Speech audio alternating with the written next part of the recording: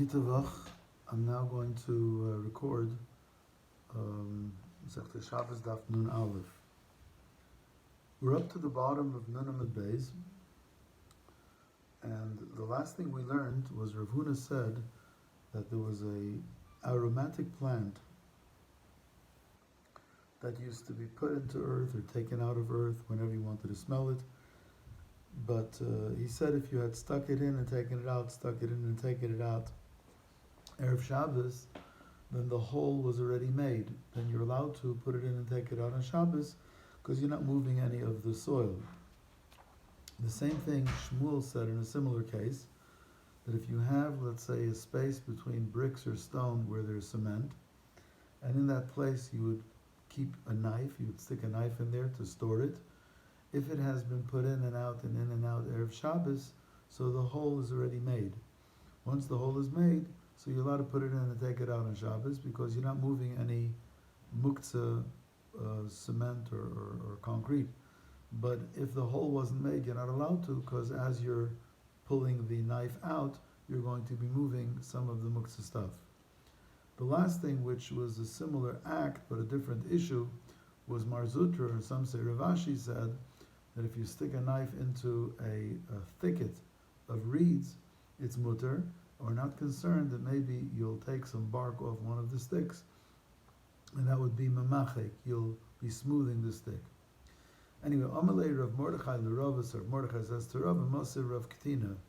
Rav Katina asked the kasha against Rav Huna and against Rav Huna and Shmuel, and Tiyufta, he refutes their chumrah. It's not, they're wrong. The Mishnah in Klayim says, "Hatoimin lefes utznoinois tachas hagefen." If you put some turnips or radishes under a vine, but you're putting it there not for the purpose of planting them, just for storing them. Im hoya mixas olav megulin, if some of the leaves are out of the ground. Eina choishish lemishum klayim. First of all, you're not concerned that you did klayim, because it's not considered zayreya. Again, there's issues that are not negeya to our Masechta. Is it because of your intent? Is it because it didn't take root? But in any case, whatever it is, it's not considered klayim. You're not allowed to plant on Shemitah, and this is not considered planting. So you're not chai for planting on Shemitah. And if these turnips or radishes had already been maaser, you don't have to be concerned that now by putting it in the ground it's going to grow some more. Maybe you have to maaser it again. And v'nitolim b'Shabbos, and you're allowed to take it out on Shabbos as long as some of the leaves on top are visible. So then you take the leaves, and by the leaves you pull it out. But as you're pulling it out, you're also moving some of the earth that it was buried in. So you see the tiltul minatzad moving the offer indirectly by pulling out the radish or turnip. By the way, it didn't take root. You're not harvesting. But moving the soil is not considered tiltul of muktzah because you're being metaltled via the radish. Now, even though there's a machlaikis later on whether tiltul and atzad, there's a tana that holds that it's aser, but that's only if you're lifting the muktzah item using a non-muktzah item. But here you're not even lifting it; you're just shunting the earth aside by taking out the radish or the turnip from the ground, and it's mutter. So if that's mutter, the same thing would be if you were to have this plant that you take out of the soil and you move some of the soil while you're taking out the plant, or you pull the knife out from the wall and you move some of the cement, it also would be mutter. And tiyufta, therefore, Rav Huna and Shmuel are refuted.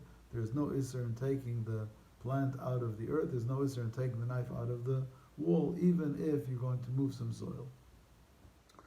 The Mishnah, like you saw me by Yom, if you didn't insulate your hot food on Friday, you're not allowed to insulate it on Friday night, even if you want to insulate it in something that will maintain the heat and not increase the heat. And the issue is, it's an interesting issue, because if you're ready to insulate your food and you discover that it has cooled off, so in frustration you might come to heat it up again. So therefore don't insulate food on Shabbos. Kisov and Isgala mutter l'chasaisai. But if you already had insulated it Erev Shabbos, and now it becomes uncovered, so you're allowed to re-insulate. Now, there's a machlekes or Rishonim. Some say if you insulate it on Friday, and the insulation came off on Shabbos, you can re-insulate, because you're not really insulating it now, you're just re-insulating what was done Erev Shabbos. Some even hold that if you insulated Erev Shabbos and it became exposed on Erev Shabbos, you can now insulate it on Shabbos. Because the idea is re-insulation is mutter. The question is, when is it called re-insulation and when is it called a new insulation? So one opinion is it's only called re-insulation if it became uncovered on Shabbos. So you're just re-insulating. But if it became uncovered on Friday, then insulating it on Shabbos is a new insulation. And some are makel that even if it became uncovered on Erev Shabbos, but since you had already insulated it, you can even now re-insulate it on Shabbos and it's okay. And Taisva says not only is it mutter to re-insulate if it got uncovered, but even if you actually uncover it, you can re-insulate. Now this is a simple thing. This Isser of Atmana is you're not allowed to be matmen hot food on Shabbos, even as something which maintains the heat. Because if you'll notice that the food cooled off, so you might in frustration come to boil it up again. But on cold food, there's no Isser to insulate if you want to keep it cold. Because there's no chash you're going to boil it. You're trying to keep cold food cold. So there's no Isser in insulating cold food. Amar Rav Yudah Amar Shmuel, Rav Yudah said in the name of Shmuel, Mutter Lahatman es Atzainen. That's what we just said, that you're allowed to insulate something cold in order to keep it cold. Amar Rav Yosef, Michael Mashmalan. So Rav Yosef says, what did Shmuel teach us? Tanina, the Mishnah said, Memale Adam Kitain, a person can fill a jug of cold water, Benoisen Tachas Akar, Tachas Akesses, and put it under a pillow or blanket in order to insulate it and keep it cool from the outside heat. Amalei Abayis said to Rav Yosef, Tuva Kamash Malon. Shmuel is teaching us something. Maybe you can only insulate something cold if it's something which is never usually kept hot. So therefore, since it's something which is always kept cold, so there's no concern about insulating it. Let's say food which is often insulated to keep it hot, so maybe you're not allowed to insulate it even to keep it cool. Because I'm afraid one time you'll insulate it to keep it cool, the other time you might insulate it to make it hot. And that's why Shmuel taught us that you're allowed to insulate anything to keep it cool, even if it's an object that sometimes is insulated to keep it hot. Amar Ravuna Amar Rebbe, Ravuna said in the name of Rebbe, Asur lahat min esatzainen. Au contraire. He says in the name of Rebbe that you're not allowed to insulate something cold because of that gzeira. If you insulate something cold, you might come to insulate something hot. The Gemara asks about Tanya, we learned in a brayso, Rebbe hitir lahat min esatzainen. Rebbe allowed you to insulate something cold. Like Hashem. Ha mikame delishmei mi Rabbi Shmuel bar Rabbi Yosi. When he prohibited insulating something cold, it's before he heard it from Rabbi Shmuel bar Rabbi Yosi. Ha lebasar delishmei. But after he heard from Rabbi Shmuel bar Rabbi Yosi that you're allowed to insulate something to keep it cold, Rebbe changed his mind. Ki hadi Yosef Rebbe v'amar. Rebbe was once sitting and saying, Osir lahat min esatzainen. You're not allowed to insulate something and keep it cold. Amar lefana Rabbi Shmuel bar Rabbi Yosi. So Rabbi Shmuel bar Rabbi Yosi said to Rebbe, Abba, my father Rabbi Yosi, hitter lahat min esatzainen. My father allowed to insulate cold food, and he wasn't concerned that if you insulate something to keep it cold, you might come to insulate something to keep it hot. So Rebbe said, if so, kvar hoyer zokin. So the elder one already ruled, and if the elder one ruled, I'm going to accept his ruling, and I will now allow the insulation of cold. Amar of Papa, Sir of Papa made an observation. Take a look at the respect the Chacham had to each other. Shilu Rabbi Yosi Kayim had Rabbi Shmuel Rabbi Yosi's father, Rabbi Yosi, been here. Hayakafa v'yoshev v'fnei Rebbe. He would have been humbled before Rebbe. Rebbe was his superior. Because the Rabbi Shmuel Rabbi Yosi, the Mamale Makam Avoisav Hava. Rabbi Shmuel Rabbi Yosi really was as good as his father Rabbi Yosi. He was as much of a scholar as his father. Yet v'kafa v'yoshev v'fnei Rebbe. Rabbi Shmuel Rabbi Yosi was humbled and sitting humbly before Rebbe. So both Rabbi Shmuel and Rabbi Yosi would have been humbled before Rebbe, but nevertheless, Ukamar Kvar Hayra Zokin. Rebbe said, if your father said it's mutter, I'll go with it. Again, there's a chiddush here to answer, because even insulating something which is hot on Friday night is only exer derabanan. If we're afraid, if you'll find that it cooled down, you might come and heat it up again. So it's exer derabanan. would be a bit of a stretch to say that I'm not even allowed to insulate something cold, because if I do insulate something cold, I might come to insulate something hot, and insulating something hot is also because if I find that it cooled off, I might come to heat it.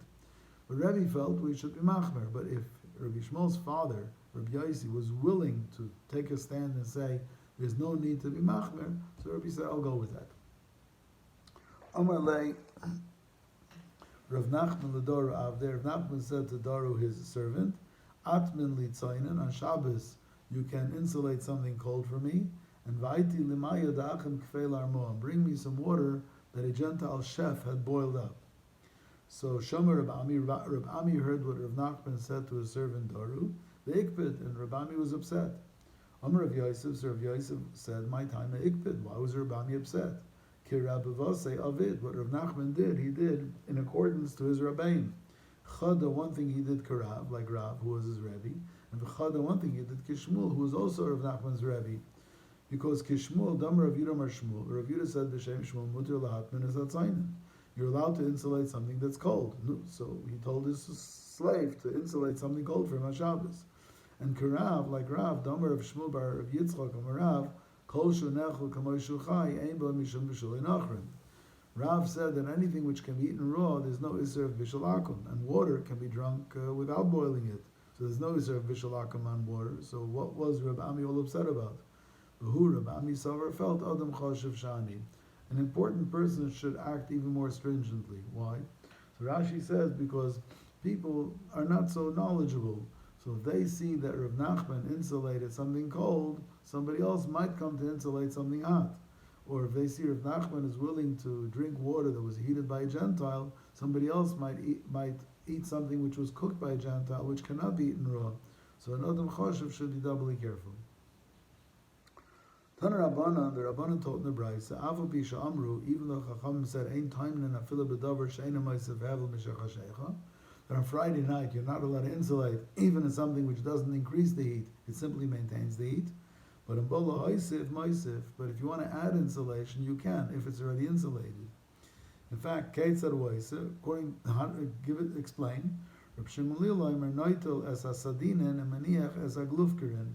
If you had insulated with a thin sheet, you can take the sheet off and re-insulate it with a heavy blanket. Or vice versa. Let's say you want to keep something cooler, so you can Noitel as Aglufkerin, you can take off the you can take off the blanket, and put sheets instead. So this is the kasha that we had the other day, which Rabbi Kiva Eger asked. If the halacha is that there's no isser in re-insulating, even if you're using different insulating material, then when we had the kedera, the pot that was inside wool shearings inside the box, and Rabbi Loza ben Azariah said, don't take the pot out, and the Gemara explained why. Because if the shearings fall in, then you're going to try to put the pot back in. And according to the Rambam, the problem was not muktzah, but the problem was hatmana. Why is that a problem of hatmana? It already had been insulated.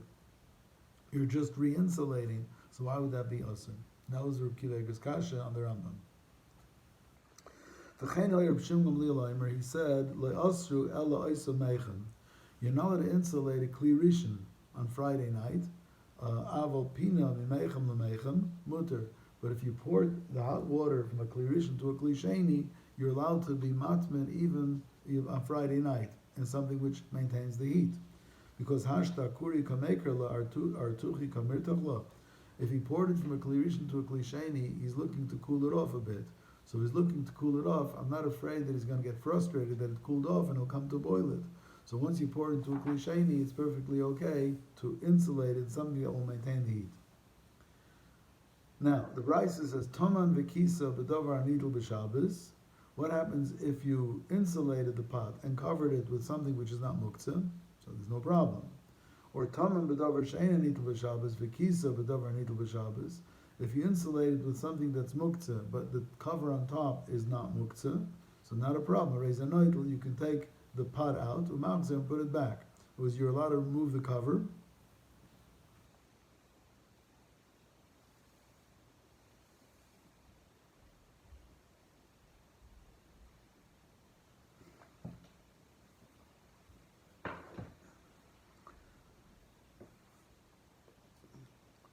as long as the cover is not, as long as the cover is not muktzah, so you can pick up the pot and move it. The pot is not muktzah, and the cover is not muktzah. So everything's okay, even though you insulate it with something muktzah. But taman v'kisa b'davar she'nitel b'Shabbos. What happens if you insulated it and covered it with something that's muktzah? Or the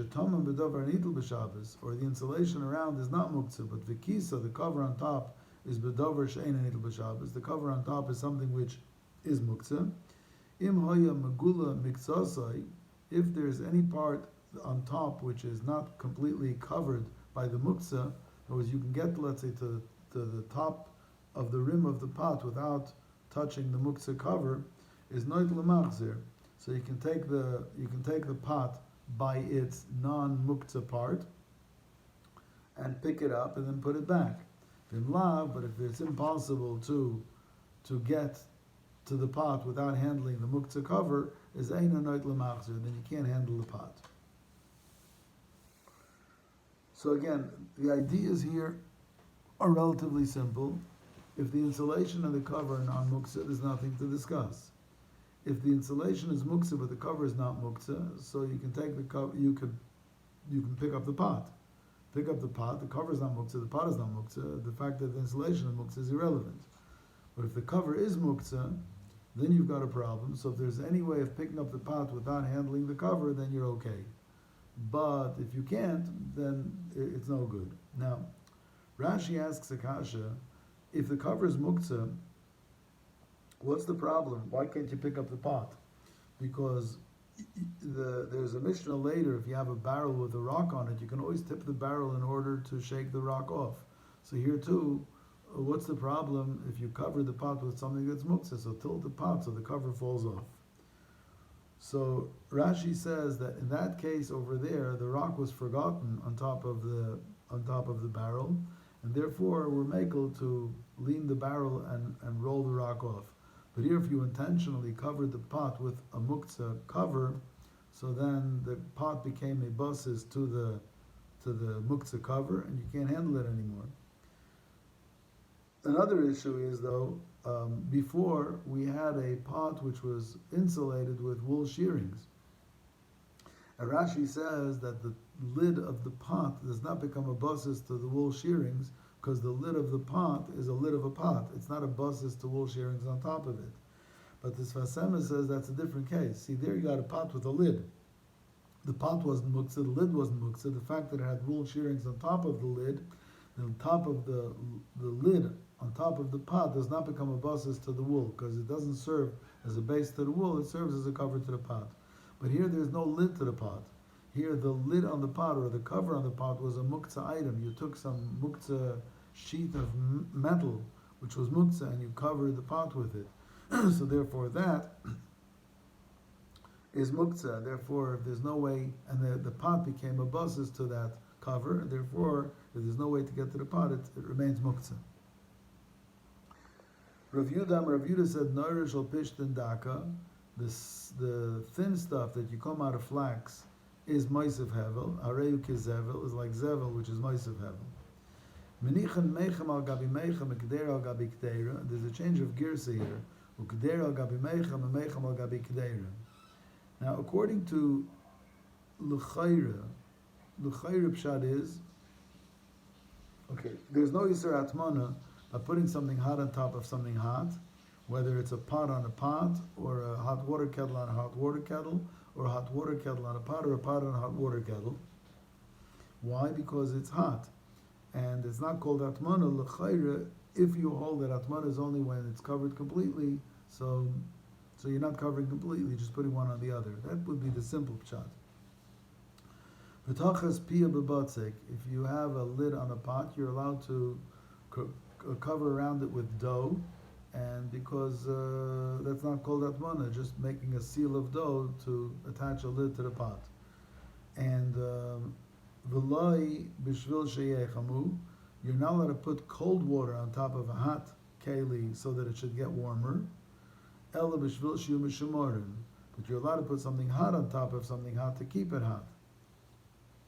Because it's not called atmana if you put one on top of the other. But to cold on top of hot is also because I'm afraid, says Taisvis, because it might come to boil. Ukshem shein toimin in a sachamin, kachein toimin in a satzaina. Tanakama says the same way you can't insulate something hot, you can't insulate something cold either. And Rebbe hitter lat min a satzaina. And Rebbe allowed you to insulate something cold, which we learned before. I'm going to read the last line, and in the next year I'll give you some more chidushim on this. And mirazke loyes hashalig v'loyes abarat b'Shabbos. You're not allowed to chop snow or hail or ice on Shabbos b'shvil sheyizu v'meimav, in order to liquefy it. Rashi says because it's a derabbanan called moilid. It's like you're creating a new entity. You're taking a solid and making a liquid out of it, even though it's not a malacha, but it's daimel a malacha. Other Rishonim say because it's daimel l'schita. It's like squeezing juice out of a fruit. Here you're squeezing, so to speak, the fluid out of the ice. But you're allowed to put snow or ice into a cup or a bowl, and you don't have to be concerned. And there's two reasons why. Rashi says the reason is because the dissolution is happening without your contribution. It's happening by itself. It's memela. So they weren't geyser if it happens memela. And the other reason is because since you're doing it in a liquid, it's not so visible that the solid is becoming a liquid, because it's in the liquid, so you can't really see the change in front of your eyes. So we'll talk about this more when I do the second part of this year.